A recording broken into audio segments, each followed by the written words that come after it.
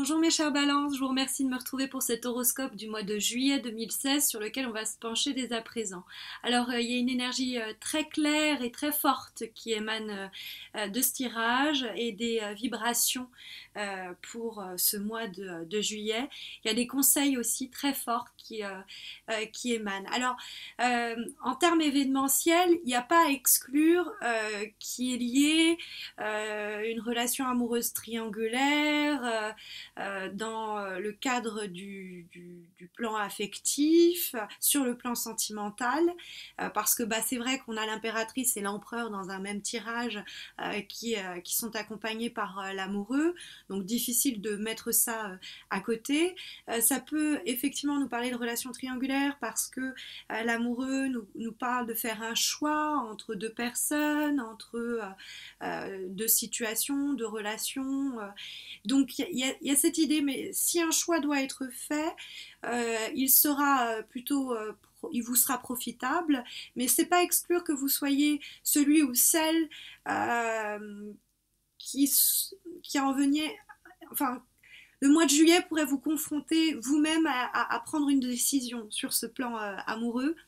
Et ça pourrait vous être profitable justement de ne pas trop réfléchir, de ne pas trop penser une situation parce que vous ne ferez que la complexifier, être beaucoup plus, on va dire, vigoureux, vigoureuse dans ce que vous souhaitez faire et ne pas hésiter à aller le chercher ou à clairement l'exprimer, voir quand ça concerne notre vie, notre bien-être, que ce sont des éléments qui régissent notre existence, eh bien ne pas hésiter à l'imposer même si cela est nécessaire, puisque nous avons aussi cet empereur très ferme, très fort qui vient donner qui vient s'imposer comme vibration tendance majeure pardon, pour ce mois de juillet.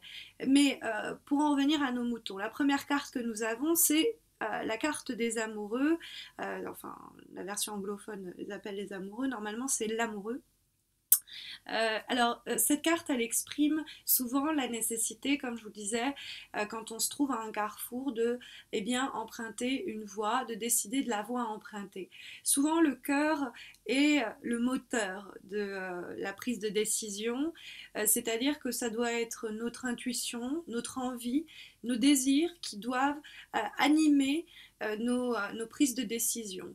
Il ne faut pas hésiter à faire ce dont on a envie, quoi, tout simplement et clairement. Il faut aussi ne pas hésiter tout court. Voilà. Il y a avec l'amoureux l'idée de ne pas le pire serait l'indécision. Même s'il y a peut-être des envies contraires qui pourraient vous animer, l'amoureux nous dit qu'au fond, on sait ce qu'on veut, on sait ce qui est bon pour nous, on sait ce dont on a envie. Par ailleurs, c'est vrai que ça pourrait être aussi une rencontre, un flirt. Ça peut aussi signaler une double activité dans le cadre professionnel, l'idée de mener plusieurs projets en même temps aussi. N'hésitez pas à mettre plusieurs cordes à votre arc. C'est une carte qui encourage la pluralité des actions, des démarches, des projets et même des relations. Donc cet amoureux qui doit se décider, et c'est ce qu'encourage le tirage, va faire face à cette impératrice. Alors ça peut nous dire qu'une femme pourrait nous mettre certains bâtons dans les roues, c'est vrai, elle pourrait être une rivale, elle pourrait être un petit peu rigide, un petit peu son orgueil pourrait lui jouer des tours ou pourrait faire qu'elle nous regarde voilà, elle nous aime pas, quoi, parce qu'on pourrait lui faire de l'ombre ou parce qu'elle a envie d'asseoir son autorité. Donc il peut avoir une rivale, il peut avoir quelqu'un comme ça, ou même une femme dans notre entourage, qui pourrait être une mauvaise influence au cours du mois de juillet.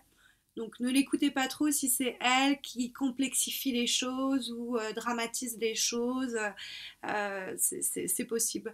Par ailleurs, l'impératrice, ça peut vous désigner en termes de comportement et d'attitude, quel que soit votre sexe, parce que l'impératrice signale l'idée de trop réfléchir, de trop penser une situation de sorte à s'inventer des faux problèmes ou à, on va dire, peut-être brouiller sa vision par des idées qu'on finit par ruminer de telle sorte à que ça n'a plus trop de sens. Et puis face à cet amoureux qui lui doit se décider, on doit être plus comme lui et faire un choix plutôt que jongler, et réfléchir. Par ailleurs, l'impératrice, c'est aussi une carte qui va s'opposer à cet empereur. Et ce sont deux polarités, l'une féminine, l'autre masculine. Bon, je vais mettre la question du genre, etc. Mais des symboliques qui sont liées à ces cartes, dont je ne suis pas l'auteur, mais simplement je ne fais que transmettre le message. Je ne suis que la messagère, la traductrice. Mais il est vrai que l'impératrice est une carte qui peut parler en termes de stratégie, d'attendre, voyez, de guetter son moment pour agir, mais être plus dans une attitude où on va nous proposer plutôt qu'on va être la personne qui va soumettre une idée, nous on va attendre qu'on vienne vers nous. Donc cette attitude-là n'est pas encouragée pour ce mois de juillet, d'autant plus qu'on va avoir l'empereur qui au contraire va lui imposer sa volonté, qui va pas hésiter à dire voilà c'est comme ça, et qui va, si vous voulez, c'est comme si l'amoureux nous disait ok on prend une décision, ensuite il y a la vibration, c'est la force, c'est l'idée. Est-ce que je vais arriver à maîtriser mes émotions, à me gérer ou à canaliser aussi mon impatience, ma frustration, mes peurs, mes craintes, parce que ce lion dont on tient la gueule ouverte dans la carte de la force, elle représente à la fois les obstacles, c'est-à-dire tout ce qui va être antagoniste, des événements, des éléments extérieurs, mais aussi des personnes, des relations peut-être dans lesquelles il y a des rapports de force. Ça peut être aussi bien hiérarchique que dominant-dominé sur le plan amical, familial, affectif, parce que il y a des rôles qui sont exercés et qui sont joués par cœur. Donc la force est arriver à justement maîtriser ça, maîtriser tout ce qui s'oppose à nous, parce que le lion a cette mâchoire ouverte qui est une force qu'il oppose à la nôtre, celle de la force, du personnage de la force qui va, elle, quant à elle, essayer de maintenir malgré tout cette gueule ouverte. Donc elle agit sur les événements, mais elle agit aussi sur ses propres craintes qu'elle va devoir combattre pour maîtriser les aléas, les obstacles qui vont se dresser face à elle.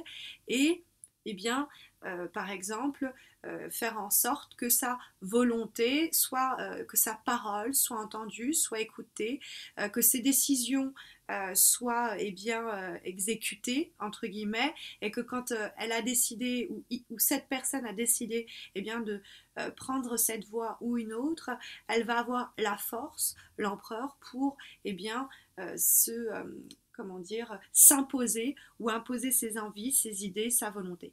L'empereur, ça peut être aussi un homme qui peut nous y aider, une personne qui a en tout cas des responsabilités ou une certaine influence et qui peut donner son accord ou une sorte de mécène, hein, quelqu'un qui peut nous prendre sous son aile et nous aider, que ce soit un homme ou une femme, qu'importe. Cette idée juste d'avoir une position d'une façon ou d'une autre qui lui permettent de vous faciliter les choses. L'empereur, ça peut vous représenter, et face à cette impératrice qui attendait, qui était plutôt passive, l'empereur, lui, qui est un conquérant avec son épée, hein, elle a son bouclier, elle se défend, hein, mais passivement, lui, il attaque. Donc la meilleure des défenses, c'est l'attaque, pourrait-on dire. Et l'empereur, il n'a pas peur aussi de poser ses valises, hein, et de dire, voilà, maintenant que ma conquête a été menée à bien, j'établis mes camps et je reste où je suis, parce que l'empereur veut construire, hein, c'est pas l'idée de prendre une décision autoritaire pour détruire ou quoi, c'est l'idée d'obtenir une nouvelle forme de stabilité, que ce soit sur un plan professionnel, que ce soit sur un plan amoureux, spirituel, etc. Donc c'est une carte qui vous encourage à prendre confiance en vous et à ancrer vos pieds bien dans le sol et à dire voilà, maintenant personne ne me bouge de là où je souhaite être et où je souhaite me trouver. J'accentue cette idée parce que nous avons comme carte de synthèse qui est issue du tarot Oshozen, qui est une relecture spirituelle, philosophique des lames mineures et majeures du tarot de Marseille. Nous avons la carte du conditionnement. Si vous voyez, on a un loup qui, ayant été déguisé, mis au milieu des agneaux, se prend pour un agneau.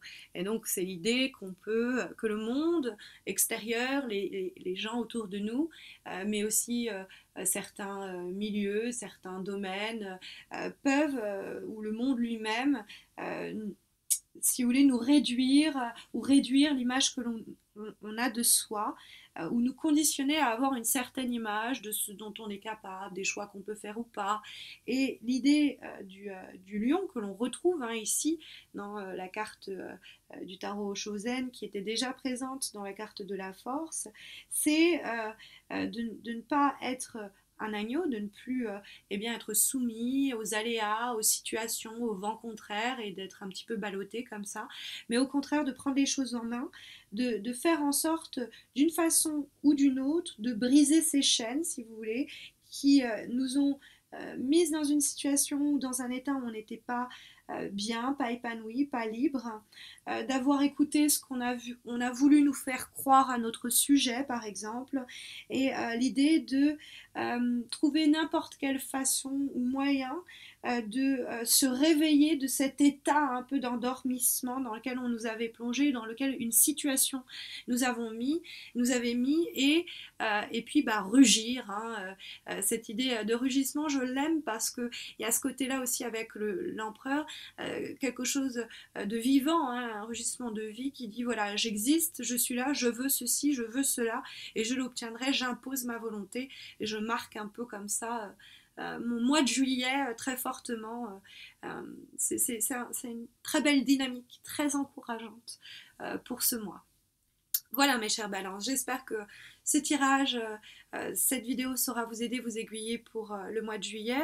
C'est aussi l'occasion pour moi de vous souligner que j'organise chaque mois sur Facebook un concours pour vous permettre bien justement de remporter un tirage personnalisé, une guidance gratuite, et puis aussi de vous inviter à vous abonner à ma chaîne YouTube si ce n'est pas encore fait.